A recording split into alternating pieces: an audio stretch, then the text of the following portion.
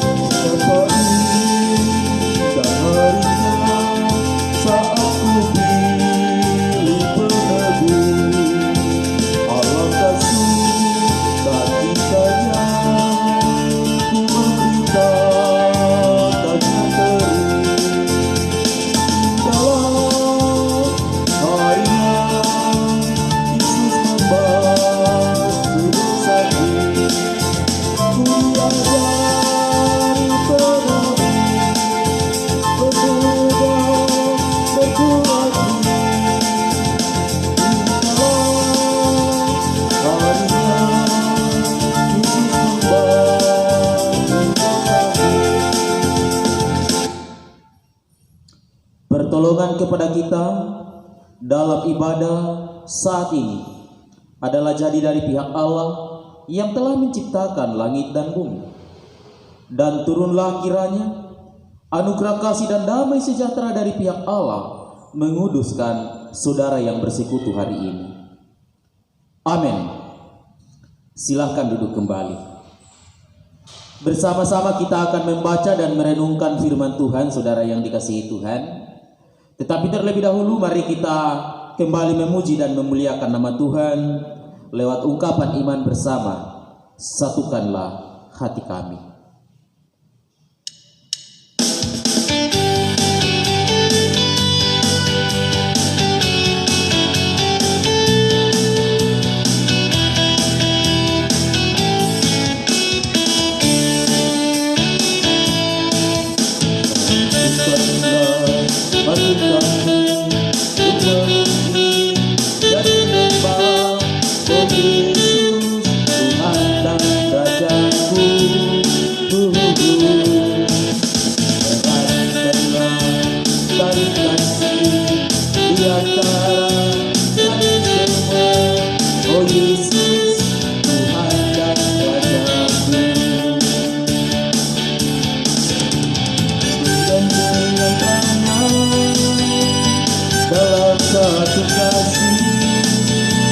Bergandengan tangan dalam satu iman, saling mengasihi di antara kami, keluarga kerajaan Allah.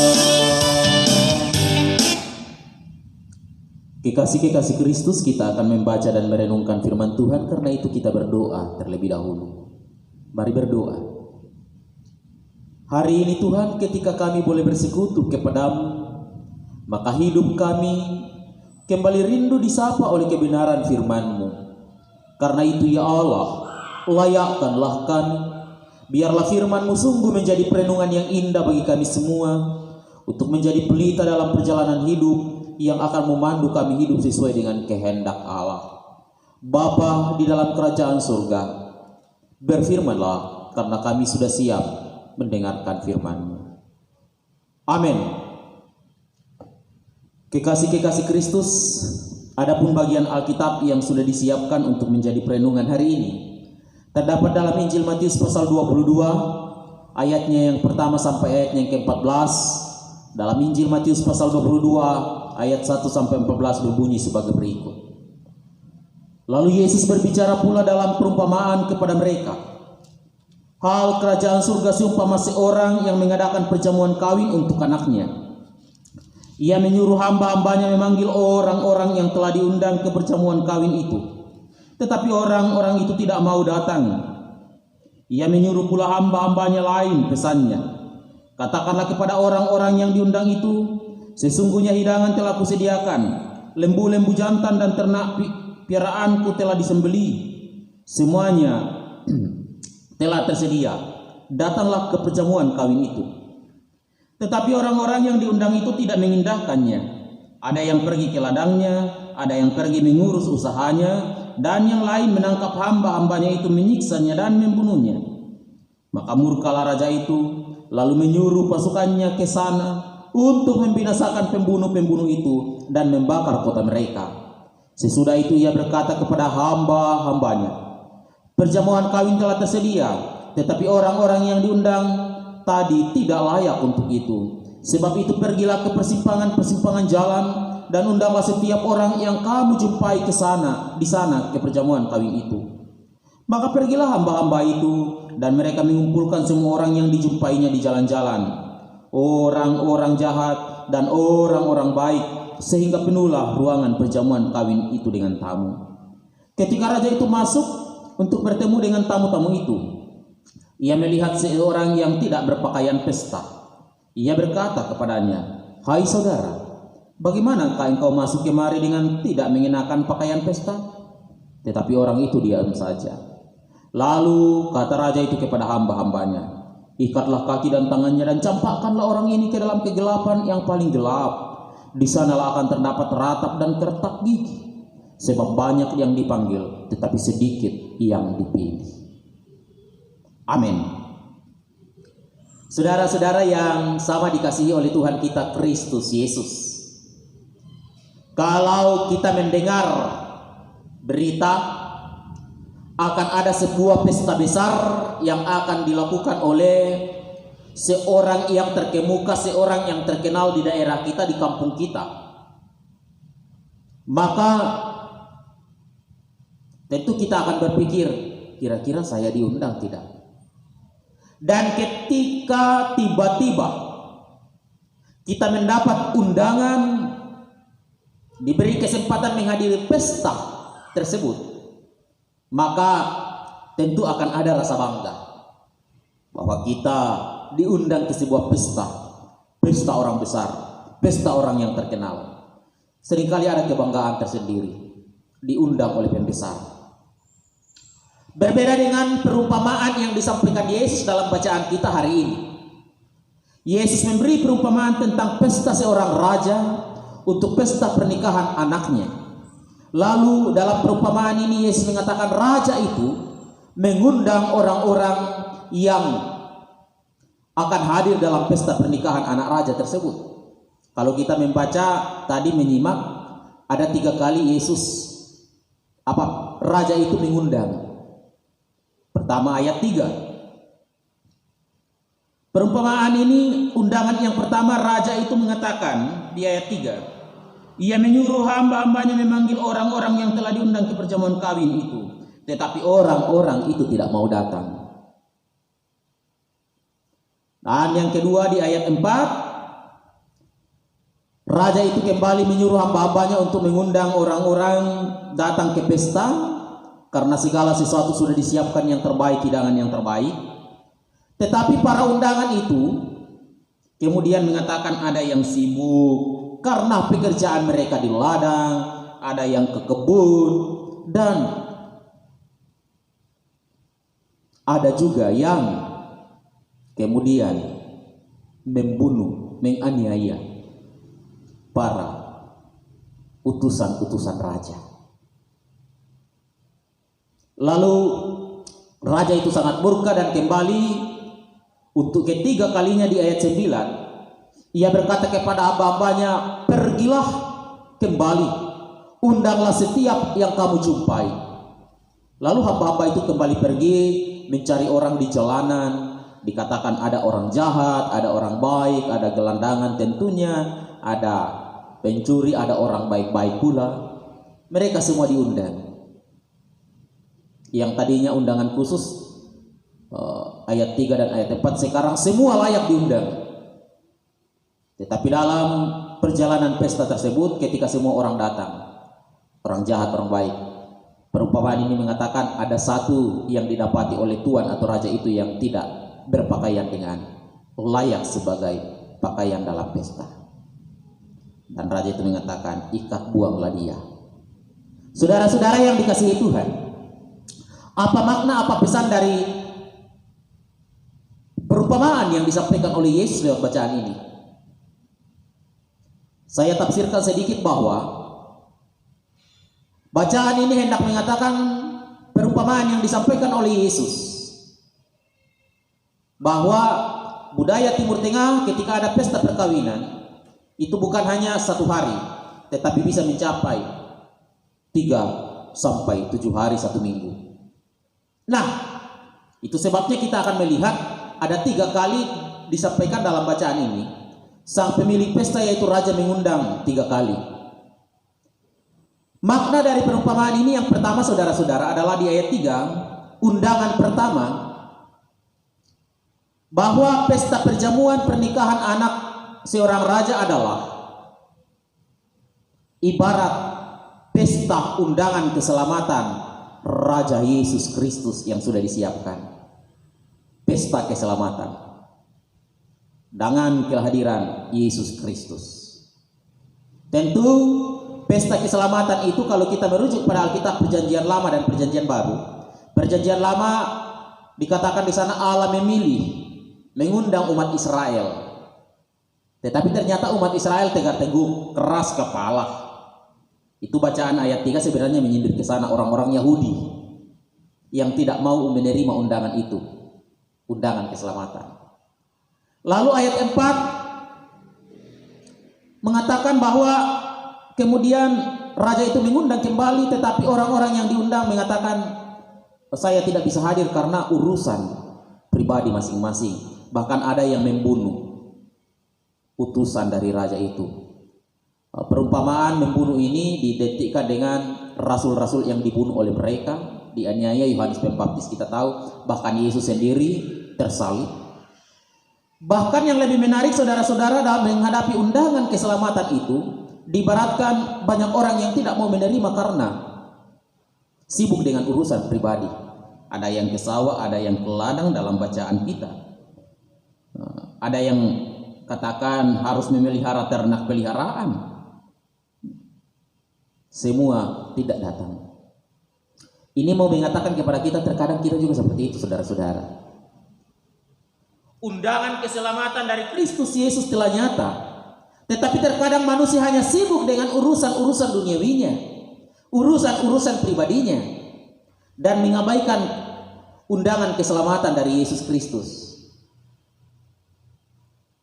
Juga terjadi dalam kehidupan kita, dan saya kira perumpamaan ini sangat menyenangkan untuk kita renungkan dalam konteks kehidupan kita sekarang. Apakah kita tidak sibuk hanya dengan urusan pribadi, lalu mengabaikan, menyepelekan undangan keselamatan di dalam Kristus Yesus? Dan bagian ketiga, si pemilik pesta mengadakan, oke, bukan hanya untuk umat tertentu saja, tetapi semua panggil mereka. Mau dia orang baik, mau dia orang jahat, panggil semua masuk ke dalam pesta ini. Hendak mau mengatakan bahwa keselamatan itu kemudian dialamatkan kepada semua orang tanpa terkecuali. Dialamatkan kepada semua orang tanpa terkecuali. Semua datang, orang jahat, orang baik. Yang penting mereka mau mengakui bahwa mereka adalah orang-orang yang membutuhkan keselamatan, bertobat. Dalam perumpamaan ini dikatakan, lalu ada yang didapati oleh pemilik pesta, raja tidak berpakaian. Berpakaian dalam budaya Timur Tengah untuk menghadiri sebuah pesta itu sangat-sangat dimungkinkan, ibu bapak, dan sangat diharapkan. Kalau ada seorang yang menghadiri sebuah pesta lalu dia tidak berpakaian layak, maka itu menghina si pemilik pesta. Nah, itu sebabnya dikatakan bahwa si pemilik pesta, sang raja ini, menyuruh hamba-hambanya menangkap, mengikat dia. Artinya apa? Jangan kita tafsirkan pakaian ini pakaian harfiah. Tetapi pakaian yang dimaksud di sini adalah ada yang tidak layak. Ia ada dalam persekutuan itu, tetapi pakaian yang dimaksud sikap hidup, kelakuan hidupnya sehari-hari. Nah, ini juga perenungan bagi kita semua saudara-saudara, bahwa mungkin bisa saja ada orang-orang yang ikut dalam persekutuan keselamatan yang disediakan oleh Kristus Yesus, tetapi kehidupan mereka sehari-hari, sikap hidup mereka sehari-hari tidak mencerminkan pakaian Kristus yang kudus. Ingat, bagi mereka si pemilik pesta mengatakan, ikat campakkanlah mereka, karena banyak yang terpanggil tetapi sedikit yang terpilih. Hendak mau mengatakan kepada kita, hati-hati dengan sikap hidup. Sikap hidup itu penting. Menyambut keselamatan undangan dari Kristus Yesus, yang terpenting adalah sikap hidup, tindakan yang benar di mata Tuhan. Karena itu saudara-saudara, firman ini mengajak kita merenungkan bahwa Allah yang telah mengundang manusia, bukan manusia yang mengundang atau mencari Allah, tetapi Allah yang datang mengundang, mencari, mengaruniakan keselamatan, undangan keselamatan itu. Karena itu tugas kita manusia adalah bagaimana merespon, menjawab undangan keselamatan yang disediakan oleh Kristus Yesus. Bagaimana pakaian yang adalah lambang sikap hidup, tindakan hidup, perkataan dan perbuatan akan selalu mencerminkan pakaian yang layak sebagai umat-umat yang diundang dalam keselamatan itu, sehingga keselamatan itu menjadi milik kita dan kita terpanggil sekaligus terpilih menerima anugerah keselamatan dari Tuhan Yesus. Amin. Saudara-saudara yang dikasihi Tuhan, kita akan merespon firman Tuhan ini, dan kita merespon firman Tuhan sambil menyatakan sukacita dan syukur kita kepada Tuhan dengan menyanyikan Kidung Jemaat 439. Bila topan keras melanda hidup.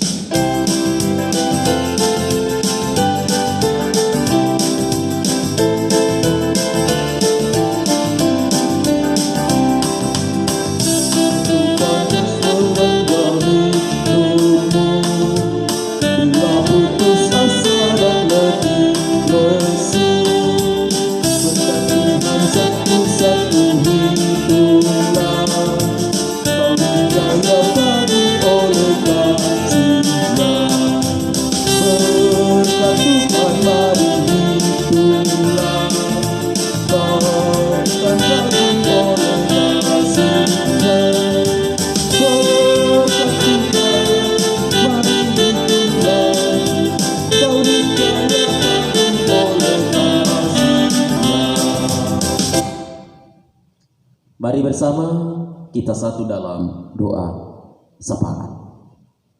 Ya Tuhan Yesus, kami sudah membaca dan merenungkan firman-Mu.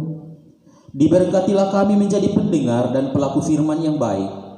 Dan biarlah undangan keselamatan dari Kristus Yesus kami merespon dengan sukacita, sehingga sikap hidup kami, tindakan perbuatan kami akan selalu mencerminkan orang-orang yang telah ditebus, diselamatkan oleh Kristus Yesus. Kami berdoa buat jemaat-Mu yang telah beribadah saat ini, Tuhan. Biarlah persekutuan mereka berkenan dan berbau harum di hadapan Tuhan. Dan semuanya tidak sia-sia, meskipun mereka tetap beribadah dari rumah secara virtual. Tetapi mereka akan selalu merasakan jamahan kasih Allah dalam persekutuan, untuk selalu mau bersekutu dengan Tuhan melalui kebenaran firman-Mu. Bahkan kami juga berdoa buat saudara kami, keluarga kami, keluarga Bapak Petrus Aseng, yang menjadi keluarga penghimpun dalam persekutuan ini. Terima kasih Bapak, dan Tuhan memberkatinya dalam kehidupan masa tua, masa pensiunnya bersama dengan istri Ibu Lenda. Tuhan berkati sehingga mereka akan menjadi orang tua yang berhikmat bijaksana bagi anak-anak cucu. Berkati Pak Petrus Aseng dalam perjalanan hidup, menjadi suami, ayah, opa yang baik. Berkati Ibu Lenda menjadi istri, ibu yang berhikmat dan bijaksana, sehingga semua akan bersukacita dalam kasih sayang-Mu. Dalam perjalanan waktu mereka akan selalu merasakan damai sejahtera Allah. Kami berdoa buat anak-anak dalam rumah tangga. Berkati anak-anak mereka dalam rumah tangga mereka masing-masing hidup penuh damai sejahtera. Berkati anak-anak dalam masa muda, dalam pendidikan dan dalam pekerjaan mereka, sehingga anak-anak akan selalu berhasil di dalam nama Tuhan. Berkati cucu-cucu mereka Bapa, sehingga cucu-cucu tercinta juga akan selalu bertumbuh sehat di dalam kasih karunia-Mu. Berkati Bapak Petrus Aseng, istri kekasih dan anak-anak cucu dalam kehidupan mereka. Tuhan mengaruniakan selalu kekuatan kesehatan di tengah-tengah kehidupan menjalani masa pandemi COVID-19. Mereka selalu kuat dan sehat di dalam nama Tuhan. Berkati seluruh jemaat-Mu, berkati seluruh hamba-hamba Tuhan dalam setiap pelayanan, dan berkati jemaat Tuhan di Moria dalam mengangkat setiap pelayanan. Ini syukur dan syafaat kami Bapa, Tuhan sempurnakan, karena kami bawa hanya di dalam Yesus yang sudah mengajar doa Bapa kami bersama demikian. Bapa kami di surga, dikuduskanlah nama-Mu, datanglah kerajaan-Mu dan jadilah kehendak-Mu di bumi seperti di surga. Berikanlah kami hari ini makanan kami yang secukupnya, dan ampunilah kami akan kesalahan kami, seperti kami mengampuni orang yang bersalah kepada kami. Dan janganlah membawa kami ke dalam pencobaan, tetapi lepaskanlah kami dari yang jahat, karena Engkau yang punya kerajaan dan kuasa dan kemuliaan sampai selama-lamanya. Amin. Jemaat Tuhan, kita akan menerima berkat Tuhan. Karena itu saya undang kita berdiri dan kita menyanyikan, "Oh Tuhan, pimpinlah langkahku." Kita akan nyanyikan secara bersama-sama.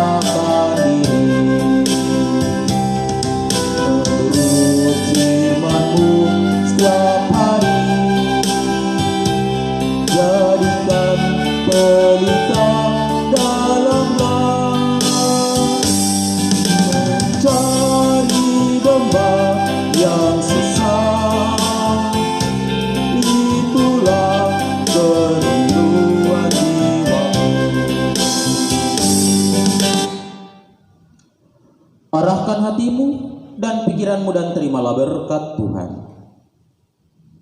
Bahwa damai sejahtera Allah dan kasih karunia di dalam Yesus dan Roh Kudus menguduskan, memelihara, menuntun kehidupan keluarga Bapak Petrus Aseng, membimbing, memelihara kehidupan jemaat sekalian, sehingga keluarga Bapak Petrus Aseng jemaat selalu menjalani hidup dengan penuh damai dan sukacita dari sekarang dan selamanya. Amin. Demikian ibadah kita. Terima kasih keluarga Bapak Petrus Aseng, terima kasih jemaat yang beribadah. Selamat malam.